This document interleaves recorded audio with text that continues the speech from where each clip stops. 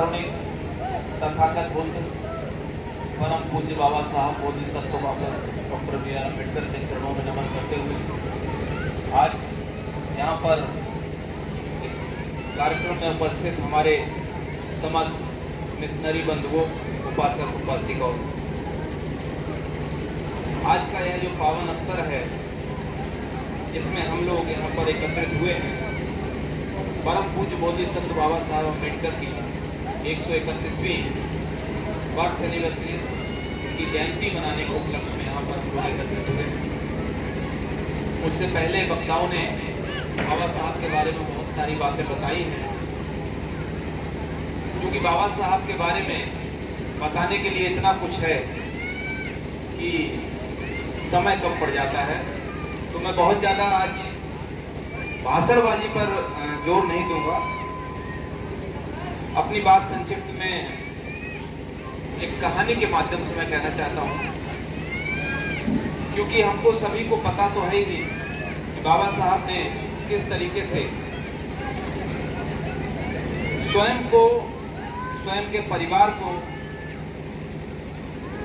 अत्यधिक कठिनाइयों में रखते हुए हमें एक ऐसा मार्ग दिया, हमें एक ऐसा रास्ता दिखाया जिसके कारण आज हम इस खुले आसमान के नीचे, इस अच्छे खासे महल में, बिल्डिंग में, टेंट में, और हमारे जितने भी भाई बहन, बुजुर्ग, माताएं बहनें यहाँ पर बैठी हुई हैं, वो केवल और केवल इस मसीहा के कारण, उनके त्याग के कारण यहाँ पर बैठे हुए हैं। उनके त्याग का एक छोटा सा किस्सा बताते हैं आपको कि बाबा साहब जब विदेश में पढ़ने के लिए जाते हैं 1916 में, महाराज सयाजीराव गायकवाड़ ने उनको छात्रवृत्ति दी। मेरे पास 10-15 मिनट का समय है ना। सयाजीराव गायकवाड़ ने जब उनको छात्रवृत्ति दी और वो अमेरिका गए पढ़ने के लिए, तो मासिक छात्रवृत्ति की लिमिट बहुत कम थी। विदेश में जो उनके सहपाठी थे, विदेश में जो उनके साथ के स्कॉलर्स थे, क्योंकि बाबा साहब ने 1916 तक अर्थात 1891 में जब उनका जन्म हुआ, 14 अप्रैल 1891 में, तब से लेकर 1916 तक जो उन्होंने सामाजिक विद्रुपता मैं बड़ जानबूझ के यूज कर रहा हूँ कि एक ऐसी विचारधारा जिसमें व्यक्ति को जीने के समान अवसर ना मिले। आप आज कुर्सी पर बैठे हुए हैं, ये अधिकार नहीं था। हमारे गलों में हानियां टांगी गई, हमारी कमर में झाड़ू बांधी गई। हम उस दोहरी जिंदगी से जीते थे, लेकिन जब उस दोहरी जिंदगी को छोड़कर बाबा साहब अमेरिका जाते हैं तो वहाँ देखते हैं किस तरीके से समानता का व्यवहार वहाँ पर किया जा रहा है। लेकिन उसके बावजूद भी उनके पास एक लिमिट थी धन की। अन्य छात्रों की तरह वो अपने जीवन शैली को नहीं जी पा रहे थे। उसी बीच में बाबा साहब के 4 बच्चे, जो बड़ा बेटा है गंगाधारू बीमार पड़ता है, वो अपनी दम तोड़ देता है। माता रमाबाई बाबा साहब की जीवन संगिनी, वो अपना जीवन यापन कंडे पात कर, जिनको हम लोग कंडे कहते हैं, वहाँ महाराष्ट्र में कोपले बोलते हैं, उनको पात कर दूसरे के घरों में काम कर कर अपना इस तरह से जीवन। दूसरा बेटा रमेश, तीसरी बेटी इंदू बुखार से तड़प रही है, क्योंकि किस्सा बहुत लंबा है और सुनाना है मुझे शॉर्ट करके।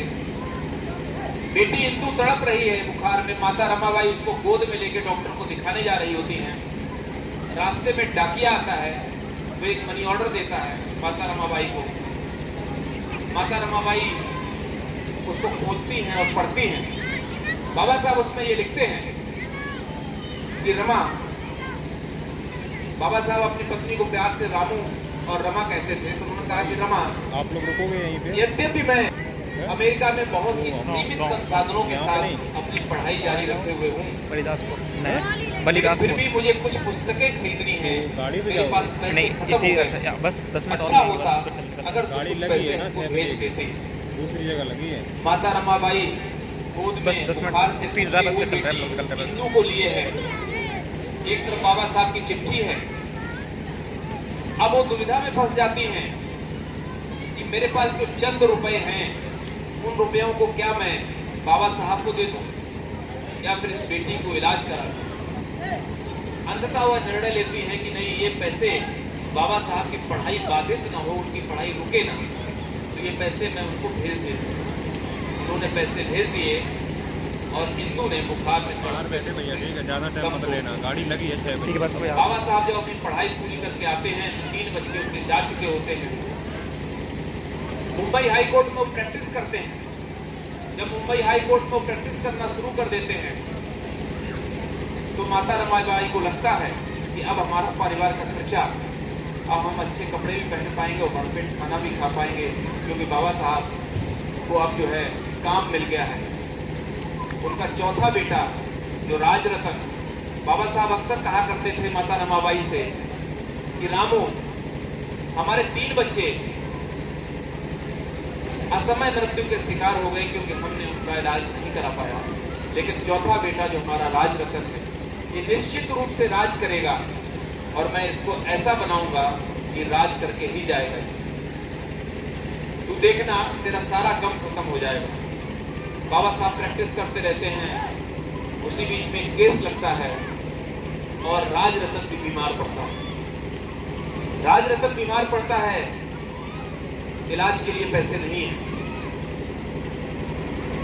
और माता रमाबाई खबर भेजती हैं। बाबा साहब हाई कोर्ट में प्रैक्टिस कर रहे होते हैं, केस चल रहा होता है।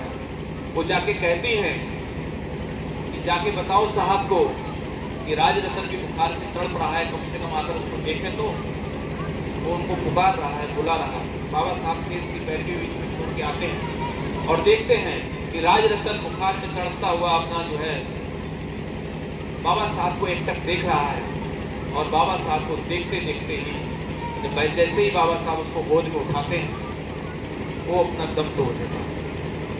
बाबा साहब का चौथा पुत्र राजरतन भी खत्म हो गया।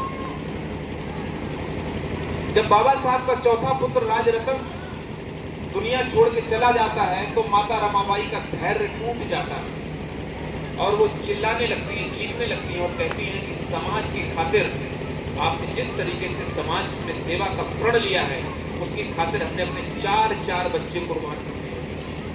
ये समाज आखिर आपको क्या देगा?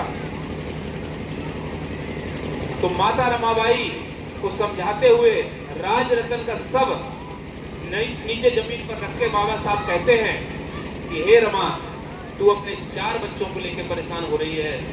मेरे जो समाज के 6 करोड़ बच्चे हैं, भाई हैं, शोषित हैं, मैं वो मेरे सब बच्चों के समान हैं, मुझे उनकी चिंता है। लेकिन एक चीज ध्यान रखना कि मैं जीवन में ऐसा अवश्य कुछ करके जाऊंगा जिससे आने वाली पीढ़ियां इस तरह से असमय दम न तोड़ें।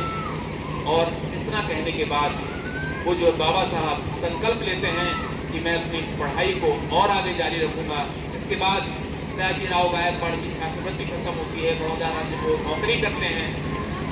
वहाँ पर नौकरी करते करते उनके साथ अपमान का व्यवहार किया जाता है। तब वो संकल्प लेते हैं जिसको हम लोग 23 सितंबर को संकल्प दिवस मनाते हैं, जिसमें वो कहते हैं कि मैं समाज में ऐसा कार्य करके जाऊंगा जिससे प्रत्येक व्यक्ति एक अच्छा मुकाम हासिल कर सके।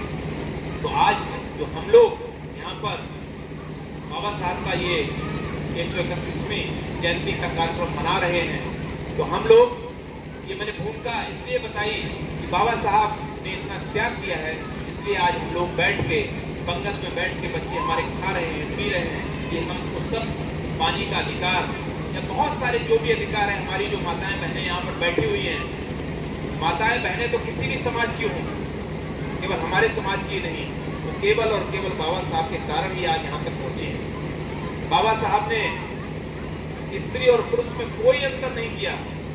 उन्होंने घूंघट प्रथा का बहुत बड़ा विरोध किया है। उन्होंने बहुत स्पष्ट कहा है कि अगर महिलाएं हमारे समाज की घूंघट के अंदर रहेंगी तो निश्चित रूप से उनकी स्वतंत्रता बाधित होगी। पुरुष और स्त्री बिल्कुल समान है। हम परिदृश्य की तरह है जिसमें प्रत्येक, अगर हम लोग जंगल में रहते हैं, ये हमारा एक परिवेश जंगल है, तो इस जंगल की सुरक्षा करना। एक छोटी सी कहानी कहते मैं अपनी बात समाप्त करता हूँ कि एक बहुत बड़ा जंगल था और उस जंगल में एक बार आग लग गई और जैसे ही उस जंगल में आग लगी तो उसके पशु पक्षी बड़े बड़े जो थे वो निकल के भागने लगे। सारे पशु पक्षी निकल निकल के भाग गए। एक नन्ही सी चिड़िया ने देखा कि इस जंगल ने हमको बसेरा दिया, इसने हमको आश्रय दिया और यही हमारी उदर पूर्ति, हमारा पेट भी इसी भरा, इसके फलों को मैंने खाया और यही हमारे जीवन का संचालन का एक जरिया बना, तो क्यों ना इस जंगल को मैं बचाऊं, इसकी आग को बुझाने का प्रयत्न करूं।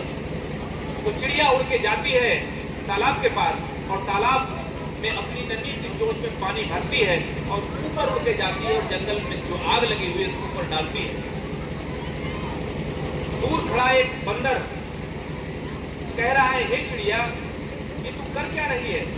वो कहती है, हे बंदर भाई तुम देख नहीं रहे हो, मैं इस जंगल में जिसमें तुम भी थे मैं भी हूँ और भी हमारे बहुत सारे जो जीव जंतु हैं वो सब इसी में रहते थे।